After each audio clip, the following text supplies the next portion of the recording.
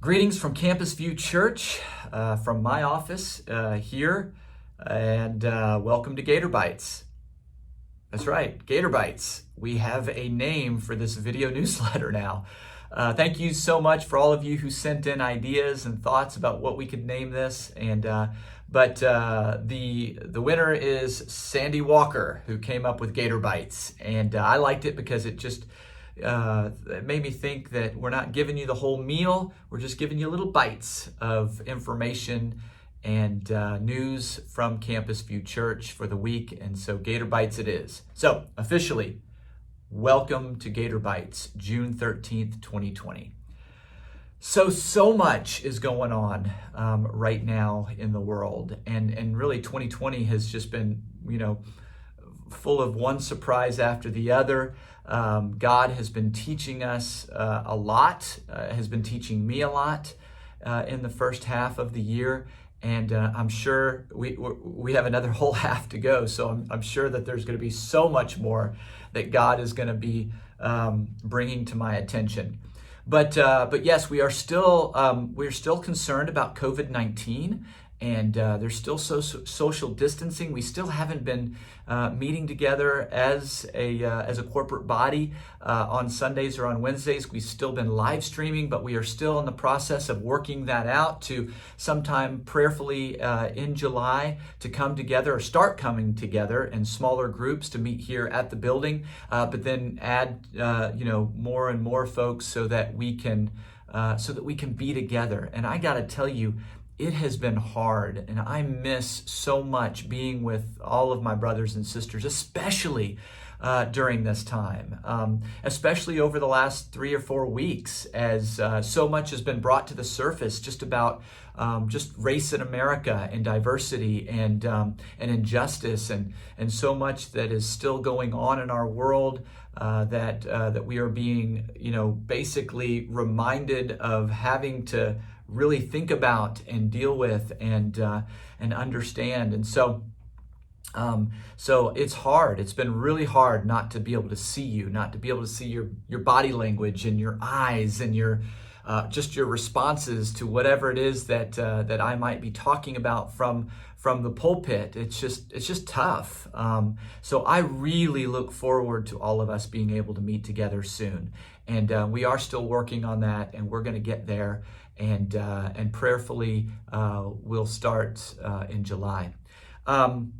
So I have been learning a lot over the last several weeks. I've been hearing from so many of you, and I've had some conversations. I have jumped on many Zoom calls and phone calls, and I've been hearing from you. And I'm so grateful for these conversations because it's really helped me to understand my brothers and sisters of color a lot better.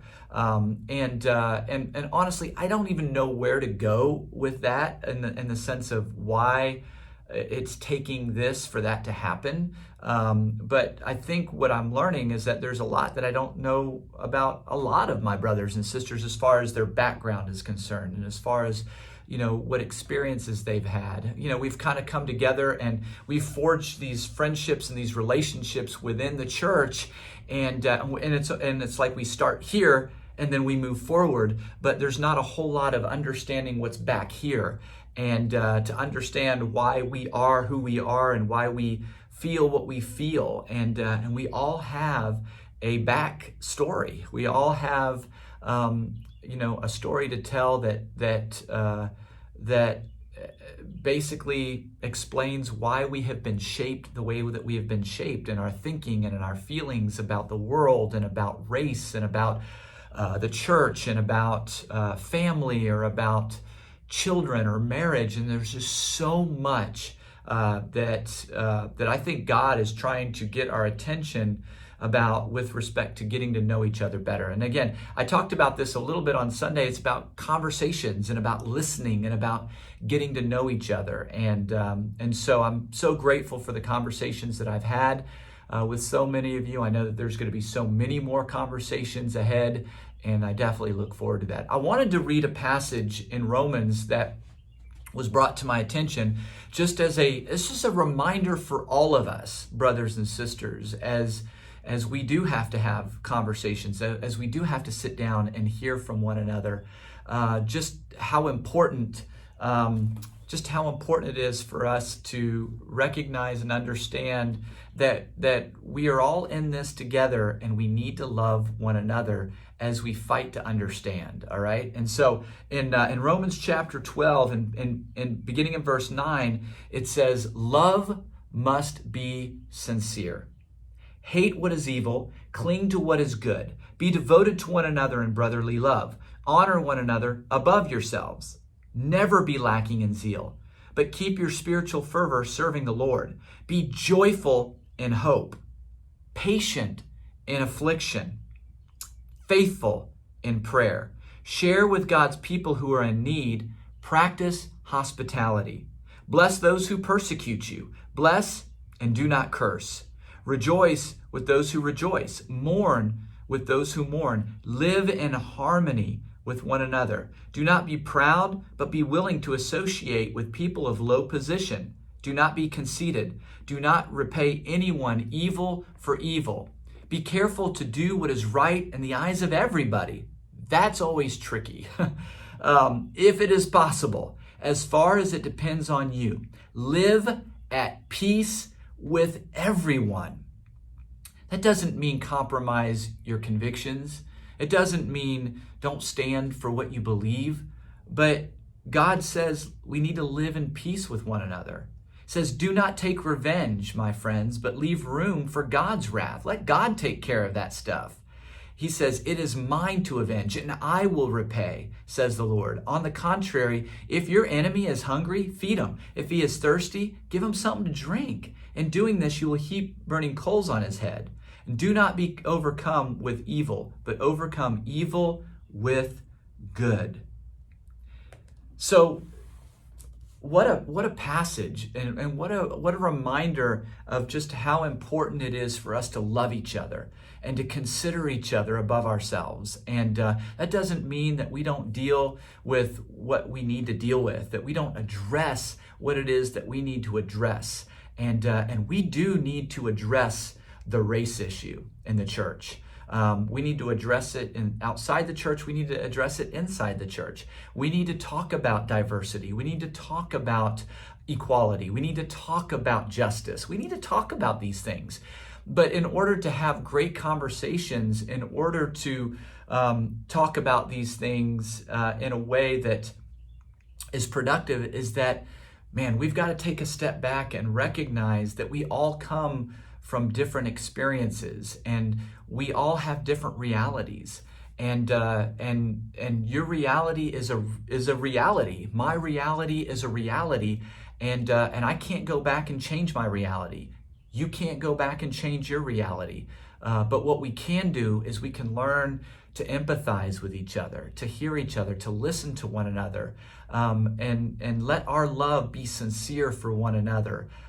As we do tackle all of this. I love my brothers and sisters of color with all of my heart. I love my white brothers and sisters with all of my heart. But we all make mistakes. And many of us, we're making mistakes right now, even as we're in the middle of all this. And so my plea is that we take a step back and we take a deep breath, and we think about, what does God want us to do here as we work to build each other up and to understand? What do we do? And what do we ultimately do to make sure that we are a light to the world, that we are a light in this community as disciples, as the church? Because at the end of the day, that's still what God expects us to be the unified church who will reach the lost and bring them into the kingdom. And so, yes, we have a lot that we have to tackle. We have a lot that we have to learn. I have a lot to learn. I have missed the boat on so many different things. But I'm looking forward to learning. I'm looking forward to growing, because I also believe that in doing so, we are going to reach the world better than we ever have, better than we ever could have. So brothers and sisters, I just wanted to encourage you with that, and I want you to know with all of my heart, I know that you feel a lot of pain, and I know that you have felt a lot of hurt, and I totally understand that that there are so many different ways that maybe you think we should have proceeded as a church, and I understand that. We are doing our best to put our best foot forward in this, so that we can really do this right and make a difference. And so I hope you really believe that. I hope that you understand that. I hope that you feel that with all of your heart. If I haven't gotten in touch with you yet, I'm working it. So many of my Black brothers and sisters I've been wanting to talk to and have conversations with, and many of you I have already, but I know I've got a ways to go. So please be patient with me, and because I do want to hear from you, and I do want to get to understand your perspective better. That's it. That's my heart, and so. Tomorrow, Randy Scott is going to be preaching the word, and he's going to be preaching out of Acts 16. The title of his lesson is Uncomfortable. It's not that it's an uncomfortable title, that is the title, Uncomfortable. And we live in a world right now where, we got to get uncomfortable. We got to have the conversations that we need to have. We've got to address the things that, that are just uncomfortable.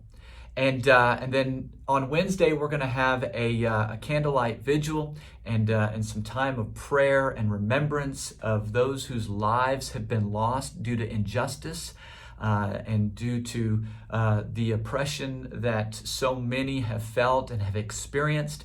And so that's going to be next Wednesday, and we'll have more information about that tomorrow on our Sunday live stream. That's it. I love you guys. This has been a long Gator Bite. This has been a very big Gator Bite. But please know I love you, and I am with you, all my brothers and sisters, in whatever situation that you're finding yourself in right now, whatever is weighing heavy on you, I'm with you. Kyle is with you. Randy and Alan are with you. Your community group leaders are with you. And so let's continue to fight, to work together, to talk, to be open, to forgive, and to listen, and to move forward. We need to move forward, and we need to make the difference that needs to be made both inside the church and outside. That's it. I love you.